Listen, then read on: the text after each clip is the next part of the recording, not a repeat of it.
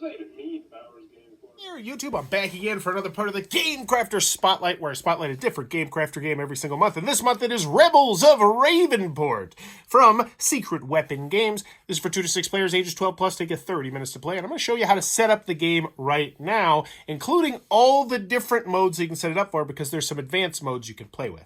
So the first thing you're going to want to do is separate the cards into all of their different piles. So first we'll start with these 6 ones down here. They're just going to have the generic colors on the background. And each player is going to get one of these stacks of cards. Next, you're going to make sure that each player has 3 of these tokens right here. They are called reputation tokens. So right now I have a 2-player game set up, so I'm going to set up all 3 of their cards right here in front of them, and likewise the yellow player is going to have all 3 of these cards in front of them as well, and of course their 3 reputation tokens. Next, you're going to go to these double-sided cards that will have people on them, which you'll have in your own separate stack, and give each player their corresponding card, and you can tell which card is there by the flags right here. So this one would go to the yellow player over here because it's got the yellow flag, and then for this player, they would get this guild leader because it is the green flag. So this would now be the 2-player setup. Every other guild leader and all these other colored cards can go back into the box. Grab the 3 dice and place them where everyone can reach them. And now you're going to take this black back pile of cards, you're going to shuffle them up, and then you're going to deal out 5 cards to the center 5 spots right here on the board. This is going to be your biro. And your reputation is going to be able to be spent on these cards when it gets to your turn. Next, you're going to create the victory pool pile over here with these star tokens. And you're going to have 10 times the number of players. So for instance, for this game, since we have 2 players, we would need 20 star tokens over here. If we were playing a 3-player game, we would need 30 star token points over here, so on and so forth. Once again, all the remaining star tokens can go back into the box.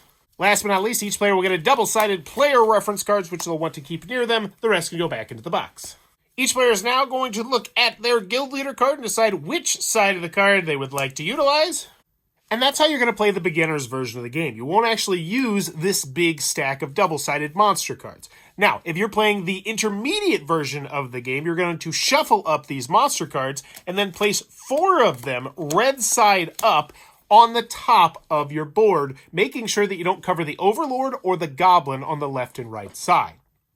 And if you want to spice it up even more, you can go to the advanced mode where instead of using the red side of the cards, you will use the brown side of the cards, which once again, you'll have 4 cards in the middle, but they will also have asymmetric text on them. So you want to make sure you read the cards.